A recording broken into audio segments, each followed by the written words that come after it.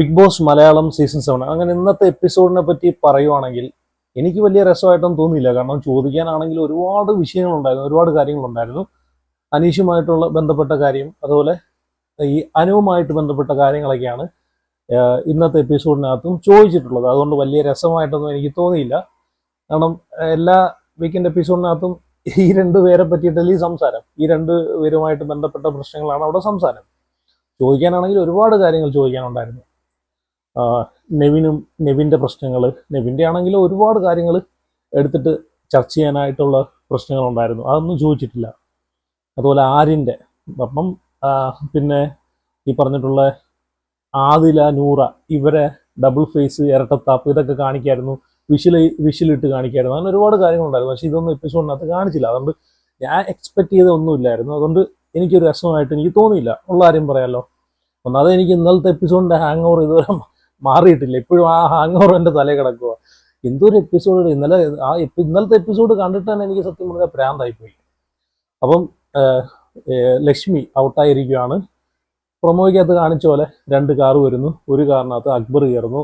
അപ്പം അപ്പോഴേ വീട്ടിലുള്ള ആൾക്കാർക്കെല്ലാം അറിയാം, ആര്യനൊക്കെ അറിയാം പോകുന്നത് ലക്ഷ്മിയാണ്. അക്ബർ പോകത്തില്ലെന്ന് എല്ലാവർക്കും അറിയാം. അപ്പം ലക്ഷ്മി 2 കാറ് വരുന്നു, ഓരോ കാറിനകത്തും ഓരോ ആൾക്കാർ കയറുന്നു. സത്യം പറഞ്ഞാൽ ഇവിടെ ആ ഒരു കാറിൻ്റെ പ്രൊമോഷനാണ് മെയിനായിട്ട് കാണിക്കുന്നത്. ഈ കാറ് വരുമ്പം തന്നെ കാർ ഓണാക്കുന്നതും ചാവി ഇടുന്നതും പറഞ്ഞ പോലെ ഗിയർ മാറ്റുന്നതും ഈ പറഞ്ഞിട്ടുള്ള ഇൻഡിക്കേറ്റർ ഇടുന്നതും ഒരു കാർ പ്രൊമോഷനാണ് മെയിനായിട്ട് ഇതുകൊണ്ട് ഉദ്ദേശിക്കുന്നത്. അപ്പം അതൊക്കെ കഴിഞ്ഞിട്ട് കാറ് വരുന്നു, ഓരോ കാറിനകത്തായിട്ട് ഓരോരുത്തർ കയറുന്നു, പോകുന്നു. തിരിച്ച് 2 കാറും അതേപോലെ വരുന്നു. ഒരു കാറിനകത്ത് അക്ബറുണ്ട്, മറ്റേ കാറിനകത്ത് ലക്ഷ്മിയില്ല. അപ്പോൾ ഇവിടെ എനിക്ക് ഈ ഒരു എവിക്ഷനെ പറ്റി പറയുവാണെങ്കിൽ സ്ട്രോങ് ആയിട്ട് തന്നെയാണ് ലക്ഷ്മി പുറത്തു പോയിരിക്കുന്നത്. പുള്ളിക്കാരിക്ക് ഒട്ടും സങ്കടവുമില്ല, ഒട്ടും വിഷമവുമില്ല.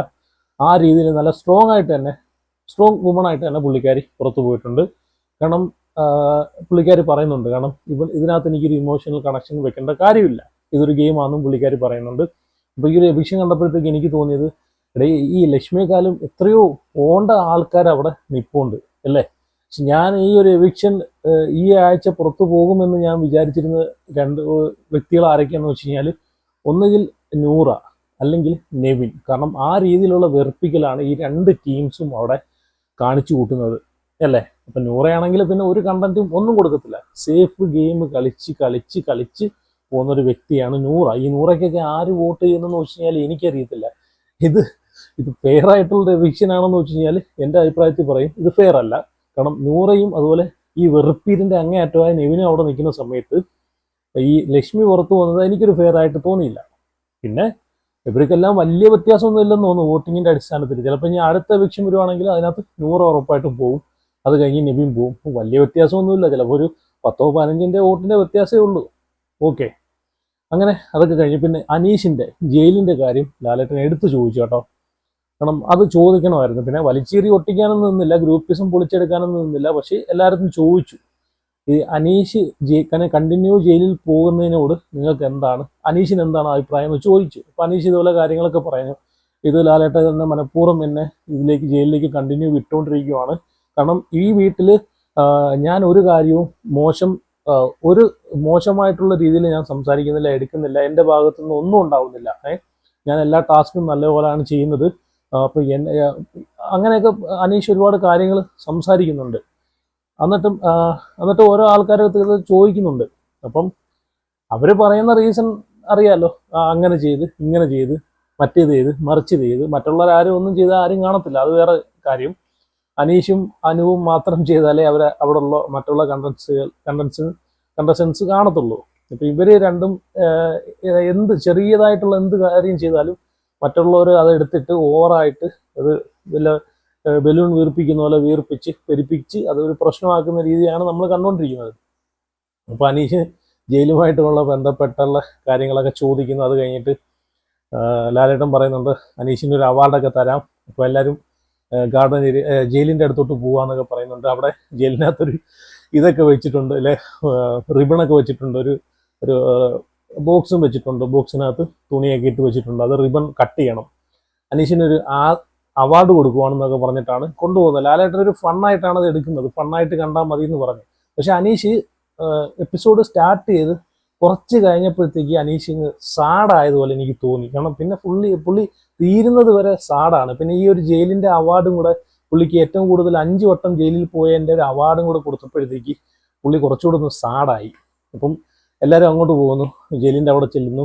അവിടെ ഒരു റിബൺ വെച്ചിട്ടുണ്ട്, കത്രിക വെച്ചിട്ട് അത് കട്ട് ചെയ്ത് അത് തുണി അങ്ങോട്ട് മാറ്റുമ്പോഴത്തേക്ക് അനീഷാണ് ഈ ജയിലിന്റെ ഐശ്വര്യം എന്ന് പറഞ്ഞാൽ അതിനകത്ത് എഴുതി വെച്ചേക്കുന്നു. ഇതും കൂടെ കണ്ടപ്പോഴത്തേക്ക് അനീഷിന് സത്യം പറഞ്ഞാൽ ഭയങ്കര ദേഷ്യവും വരുന്നുണ്ട്, സങ്കടവും വരുന്നുണ്ട്. അനീഷിന്റെ ഫേസ് കാണുമ്പോൾ തന്നെ അറിയാം. എന്നിട്ട് തിരിച്ച് ബിഗ് ബോസ് പറയുന്ന എല്ലാവരും പോയിരിക്കുക, ലിവിങ് റൂമിൽ ഏരിയയിൽ പോയിരിക്കുക എന്ന് പറയുന്നുണ്ട്. അപ്പോൾ എല്ലാവരും പോയി കഴിഞ്ഞിട്ട് അനീഷ് അവിടെ അതിൻ്റെ അടുത്ത് നോക്കിയിട്ട് പറയുന്നുണ്ട്, ജയിലിൻ്റെ അടുത്ത് നോക്കിയിട്ട് പറയുന്നുണ്ട്, ബിഗ് ബോസ് ഞാനായിരുന്നു ഈ ജയിലിൽ വരണ്ടിയിരുന്നത്, ഞാനായിരുന്നു ഇതിൽ കിടക്കേണ്ടിയിരുന്നത് എന്നൊക്കെ പറയുന്നുണ്ട്. പക്ഷെ പുള്ളിക്ക് ഭയങ്കര വിഷമമുണ്ട് ഈ ഒരു കാര്യത്തിൽ, ഭയങ്കര സങ്കടം തന്നെ ഉണ്ടായിട്ടുണ്ട്. അപ്പം ലാലേട്ടൻ തിരിച്ചു വന്നിരിക്കുമ്പോൾ പറയുന്നുണ്ട്, അനീഷ് ഇതൊരു ഫണ്ണായിട്ട് എടുത്താൽ മതി. കാരണം ബിഗ് ബോസ് ചരിത്രത്തിൽ ഇത്രയും ജയിലിൽ പോയിട്ടുള്ള 5-6 വട്ടം അടുപ്പിച്ച് ജയിലിൽ പോയിട്ടുള്ള ഒരു വ്യക്തി അനീഷ് മാത്രമേ ഉള്ളൂ, വേറെ ആരുമില്ല. അതുകൊണ്ടാണ് ഇതൊരു ഫണ്ണായിട്ട് എടുത്താൽ മതി, സങ്കടപ്പെടേണ്ടെന്നൊക്കെ പറയുന്നുണ്ട്. പക്ഷേ അവിടെയും ഒരു ഗ്രൂപ്പിസം പൊളിച്ചെടുക്കാമായിരുന്നു, പക്ഷെ അത് ചെയ്തില്ല.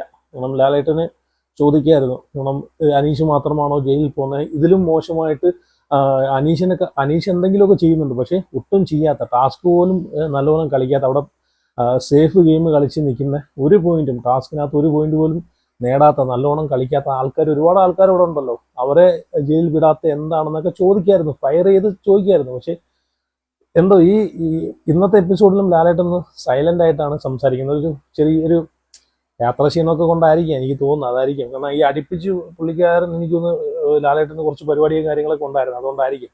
അതിൻ്റെ ഒരു ഹാങ് ഓവറിലായിരിക്കും പുള്ളിക്കാരൻ ഈ 2 എപ്പിസോഡും ചെയ്തെന്നാണ് എനിക്ക് തോന്നുന്നത്. അപ്പം അതൊക്കെ കഴിഞ്ഞു. പിന്നെ അനുവിൻ്റെ കേസിലേക്ക് വരുന്നു. മറ്റേ കിച്ചണിലുണ്ടായിട്ടുള്ള ആ ഒരു ഫൈറ്റ്, നെവിനും അനീഷും അനുവും തമ്മിലുള്ളൊരു ഫൈറ്റ്, അതിനകത്ത് ഞാൻ പറഞ്ഞല്ലോ, ഞാനിത് കഴിഞ്ഞ വീഡിയോക്കകത്ത് ഓൾറെഡി പറഞ്ഞതാണ്. അനുവിനെ എക്സ്പ്ലെയിൻ ചെയ്ത് പറയാനാണെങ്കിൽ, പോയിന്റ് ഔട്ട് ചെയ്ത് പറയാനാണെങ്കിൽ ഒരുപാട് കാര്യങ്ങളുണ്ട്. സത്യം പറഞ്ഞാൽ അനുവിൻ്റെ കയ്യിൽ നിന്ന് പോയി ഇന്നത്തെ എപ്പിസോഡിൽ പുള്ളിക്കാരി എല്ലാവരും കൂടെ ഇങ്ങനെ വളഞ്ഞിട്ട് ആക്രമിക്കുമ്പോൾ, എല്ലാവരും അപ്പുറം ഇപ്പുറം ഇരുന്നിട്ട് എല്ലാവരും കൂടെ ഒരുമിച്ച് ആക്രമിക്കുവാണ്. അപ്പം പുള്ളിക്കാരിയുടെ ഒരു കൺട്രോൾ നഷ്ടപ്പെട്ട പോലെയാണ് ഇന്ന് എനിക്ക് തോന്നിയത്. അനുവിന് സങ്കടം വന്ന് കരയാറേക്കായപ്പം അവിടെ ഇരുന്ന് ആരും ടിഷ്യൂ പേപ്പറൊക്കെ എടുത്തുകൊണ്ട് കൊടുക്കുന്നു. അപ്പോൾ ലാലേട്ടൻ ചോദിച്ചു, എന്തിനാ ടിഷ്യൂ പേപ്പറൊക്കെ എടുത്തുകൊണ്ട് കൊടുക്കുന്നതെന്നൊക്കെ ചോദിക്കുന്നുണ്ട്. അതൊക്കെ ഒരു ഓവറായിട്ട് തോന്നണേ. കാരണം ഓരോ ആൾക്കാർക്ക് ഇമോഷൻസും കാര്യങ്ങളൊക്കെ ഉണ്ട്. ഇമോഷൻസ് വെച്ച് കളിക്കുന്നത് ഒട്ടും ശരിയല്ല. ഇതൊക്കെ ഇമോഷൻസ് വെച്ച് കളിക്കുന്നതാണ്.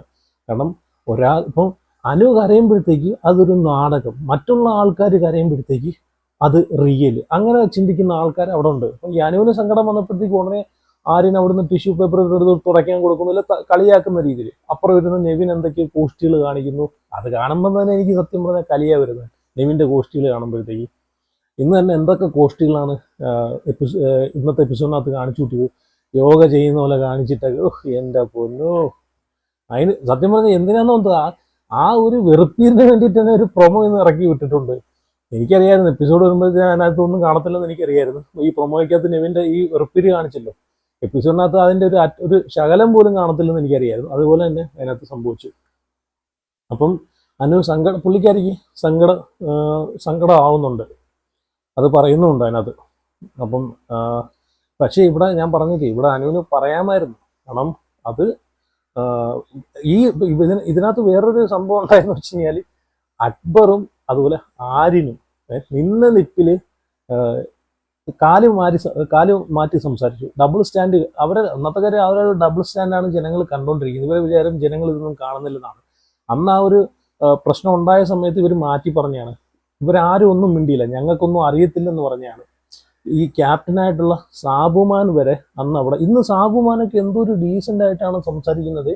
അന്ന് ഒന്നും അറിയത്തില്ലെന്ന് പറഞ്ഞ സാബുമാൻ, അന്ന് ഒന്നും അറിയാത്ത പോലെ അവിടെ നിന്നിട്ടുള്ള സാബുമാൻ ഇന്ന് ലാലേട്ടൻ്റെ മുമ്പിൽ വെച്ച്, കടലമാവല്ലേ ലാലേട്ട, ഞാൻ അതുകൊണ്ട് കണ്ണീ ചോര ഇല്ലാത്തവനാവല്ലല്ലോ, അതുകൊണ്ട് എനിക്ക് കണ്ണീ ചോര ഉണ്ട്, അതുകൊണ്ട് ഞാൻ എടുത്തോട്ടെ എന്ന് വിചാരിച്ചു. പക്ഷെ അന്ന് ഈ സാബുമാൻ ഈ ഷാനവാസിൻ്റെ അടുത്ത് പറഞ്ഞ് ഇത് പ്രശ്നമാകുന്ന സമയത്ത് ഈ സാബുമാനൊക്കെ മിണ്ടാതെ എന്തിനാണ് അന്ന് എന്നാ പറഞ്ഞുകൂടായിരുന്നു, ഞാൻ അനുവാദം കൊടുത്തിട്ടാണ് ഈ കടലമാവ് എടുത്തതെന്ന് പറഞ്ഞുകൂടായിരുന്നു.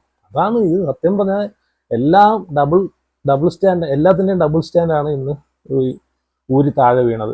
എന്നാലും ജനങ്ങൾക്ക് കാണാൻ പറ്റി ബുദ്ധിയുള്ള ഐക്യമുള്ള ജനങ്ങൾ ചിന്തിക്കും, മനസ്സിലാക്കും ഓരോ ആൾക്കാരെ ഡബിൾ സ്റ്റാൻഡിൽ നിന്ന് ഒളിഞ്ഞു വീണത്. അതുപോലെ സാബുമാൻ്റെ ക്യാപ്റ്റൻസിയെ പറ്റി ചോദിക്കുന്ന സമയത്ത് അനീഷ് മാത്രമേ കറക്റ്റായിട്ടുള്ള കാര്യം പറഞ്ഞിട്ടുള്ളൂ, ഒട്ടും കൊള്ളത്തില്ലെന്ന് പറഞ്ഞു. സത്യമായിട്ടുള്ള കാര്യം അനീഷ് പറഞ്ഞു. ബാക്കി എനിക്ക് തോന്നുന്നു ഈ പറഞ്ഞിട്ടുള്ള ഷാനവാസിൻ്റെ അടുത്ത് ചോദിച്ചു, ഷാനവാസ് പറഞ്ഞു കുഴപ്പമില്ലെന്ന് പറഞ്ഞു. കുറച്ചുകൂടെ ഒന്ന് ആക്റ്റീവ് ആയിട്ടുണ്ട്, പഴയതിൽ നിന്ന് ക്യാപ്റ്റൻ സ്ഥാനം കിട്ടിയപ്പോഴത്തേക്ക് കുറച്ചുകൂടെ ഒന്ന് ആക്റ്റീവ് ആയിട്ടുണ്ടെന്ന് പറഞ്ഞു. അത് കൊള്ളയാണ്, കുറച്ചൊന്ന് ആക്റ്റീവായി കാണിച്ചു. പക്ഷേ ക്യാപ്റ്റൻ ആകുമ്പോൾ മാത്രം ആക്റ്റീവായ മതിയോടെ, അല്ലാത്തപ്പോൾ അവിടെ എവിടെയും പോയിരിക്കും. നമുക്കറിയാം ക്യാപ്റ്റൻ ആവുന്നവരെയുള്ള സാബുമാനെയും ക്യാപ്റ്റൻ ആയി കഴിഞ്ഞിട്ടുള്ള സാബുമാനെയും നമുക്കറിയാം. അപ്പോൾ ക്യാപ്റ്റൻ സ്ഥാനം കിട്ടുമ്പോൾ മാത്രം ആക്റ്റീവായി ഇരുന്നാൽ മതിയോ? അല്ലാത്തപ്പോൾ ആക്റ്റീവ് ആവണ്ടേ? അപ്പം ഇതിനെയൊക്കെ ഭയങ്കര സപ്പോർട്ട് ചെയ്ത് സംസാരിച്ച് സാബുമാൻ്റെ ക്യാപ്റ്റൻസിയെ വാനോളം പുകഴ്ത്തി നെവിൻ, അതുപോലെ ആര്യൻ, അക്ബർ, ഇവരെയൊക്കെ വാനോളം പുകഴ്ത്തിയാണ് സംസാരിച്ചത്. എനിക്ക് തോന്നുന്നില്ല, കാരണം അനീഷ് പറഞ്ഞ അതേ അഭിപ്രായമാണ് എനിക്കുള്ളത്. കാരണം ഒട്ടും കൊള്ളത്തില്ലായിരുന്നു, വേസ്റ്റ് ക്യാപ്റ്റൻസിയാണ്. ഒരു ക്യാപ്റ്റൻ തന്നെ ഒരു ഫുഡ് ഉണ്ടാക്കാൻ അനുവാദം കൊടുക്കുന്നു, അത് കഴിഞ്ഞിട്ട് ലാസ്റ്റ് ഇത് പ്രശ്നമാവുന്ന സമയത്ത് നൈസായിട്ട് തലയൂരുന്നു. അപ്പം അതൊരു ക്യാപ്റ്റന് പറ്റിയൊരു കാര്യമാണെന്നോടെ. ക്യാപ്റ്റന് പറ്റിയ ക്വാളിറ്റിയാണോ അത്? അല്ല. നമ്മൾ ഒരു ക്യാപ്റ്റന് പറ്റിയ ക്വാളിറ്റി എന്ന് വെച്ച് കഴിഞ്ഞാൽ നിലപാടെടുക്കേണ്ട സമയത്ത് നിലപാടെടുക്കണം, അതാണ് വേണ്ടുന്നത്. അല്ലാതെ ഒരു നിലപാടും ഇല്ലാതെ പെരുമാറുന്നതല്ല ഒരു ക്യാപ്റ്റന് പറ്റിയ ക്വാളിറ്റി. അപ്പോൾ എന്തായാലും ഇത്രയൊക്കെ ഉള്ളൂ എപ്പിസോഡിനകത്ത്, വലുതായിട്ടൊന്നുമില്ല. അനുവിനെ കുറേ അവിടെ ഇവിടെ നിന്ന് ഒരു ഈ പറഞ്ഞിട്ടുള്ള കാര്യങ്ങളുമായിട്ട് ബന്ധപ്പെട്ട് അനുവിൻ്റെ അടുത്ത് കുറേ കാര്യങ്ങൾ ചോദിക്കുന്നു. പിന്നെ അനീഷിൻ്റെ ജയിലിലേക്ക് അനീഷിനെ കണ്ടിന്യൂ വിട്ടുകൊണ്ടിരിക്കുന്ന കാര്യങ്ങൾ, ഇതൊക്കെ തന്നെ. അല്ലാതെ ഇന്നത്തെ എപ്പിസോഡിനകത്ത് വലിയ സംഭവങ്ങളൊന്നുമില്ല. പിന്നെ ഈ പറഞ്ഞിട്ടുള്ള ടിക്കറ്റ് ടു ഫിനാലയിൽ അതിൽ നെവിനാണ് ഒരു പോയിന്റ് കിട്ടിയിരിക്കുന്നത്. നെവിനാണ് ഇപ്പം പ്രൊമോയ്ക്കകത്ത് കാണിച്ചു പോലെ ഒരു ഒരു ലൈൻ പോലെ ഒരു പോസ്റ്റ് നടുക്കൂടി ഇട്ടേക്കും. അതിൽ നിന്ന് അങ്ങേ അറ്റം പോകണം. അപ്പം ആ പോകുന്ന സമയത്ത് അവരെ കയ്യിലൊരു ചെറിയൊരു ബാറ്റ് പോലൊരു സാധനം ഉണ്ട്. അതിനകത്തൊരു ബോൾ വെച്ചുകൊണ്ട്, കയ്യിലൊന്നും തട്ടാൻ പാടില്ല, ബോൾ വെച്ചുകൊണ്ട് അങ്ങേ അറ്റം കൊണ്ടുപോയിട്ട് അവിടെ ഒരു ബൗൾ ഇരിപ്പുണ്ട്, ആ ബൗളിനകത്ത് ഇടണം. അപ്പം എത്രയും പെട്ടെന്ന് ഫാസ്റ്റായിട്ട് ഇടുന്ന ആൾക്കാരായിരിക്കും വിൻ ചെയ്യുന്നത്. അപ്പോൾ ആദ്യം അനീഷ് വരുന്നു. അനീഷ് വന്നിട്ട് ഈ പറഞ്ഞിട്ടുള്ള രണ്ട് വട്ടം അനീഷിൻ്റെ കൈ വെച്ച് തട്ടിക്കൊണ്ടാണ് ബോൾ പോയത്. അപ്പം മറ്റുള്ളവരൊക്കെ അത് സമ്മതിച്ചില്ല. അതുപോലെ ബിഗ് ബോസും പറഞ്ഞു അത് ഫൗളാന്ന് പറഞ്ഞു. മൂന്നാമത്തെ വട്ടവും അതുപോലെ ചെയ്തു. ഒരുപാട് സമയം പിടിച്ചു. പിന്നെ ഷാനവാസ് ഇട്ടു, അതുപോലെ അനു ഇട്ടു. പിന്നെ അങ്ങനെ കുറേ ആൾക്കാർ ഇട്ടു, കുറേ ആൾക്കാർ ഇട്ടില്ല. അങ്ങനെയൊക്കെ ലാസ്റ്റ് നെവിനാണ് പെട്ടെന്ന് കൊണ്ടുപോയി അതിനകത്ത് ഇട്ടത്. അപ്പം ഇത്രയൊക്കെ ഉള്ളൂ സംഭവം. അങ്ങനെ ടിക്കറ്റ് ടു ഫിനാലെ സ്റ്റാർട്ട് ചെയ്തു. അപ്പം ഫസ്റ്റ് ഇതിൽ തന്നെ ഒരു പോയിന്റ് നെവിന് കിട്ടിയിരിക്കുകയാണ്. ഇത്രയൊക്കെ ഉള്ളൂ ഇന്നത്തെ എപ്പിസോഡിനകത്ത്. അല്ലാതെ വലുതായിട്ട് വലിയ സംഭവങ്ങളും കാര്യങ്ങളൊന്നും ഇല്ല. എനിക്ക് ഇന്നത്തെ എപ്പിസോഡ് വലിയൊരു സംഭവമായിട്ടൊന്നും എനിക്ക് തോന്നിയിട്ടില്ല. എനിക്ക് തോന്നുന്നു ഇന്നലത്തേക്കാളും കുറച്ചുകൂടെ ബെറ്ററായിട്ട് ഇന്നത്തെ എപ്പിസോഡ് തോന്നി. അപ്പം എന്തായാലും നിങ്ങളുടെ അഭിപ്രായങ്ങളൊക്കെ എപ്പിസോഡ് കണ്ടിട്ടുള്ള ആൾക്കാരൊക്കെ ഉറപ്പായിട്ട് അഭിപ്രായങ്ങളൊക്കെ കമൻറ്റ് ചെയ്യുക. അപ്പം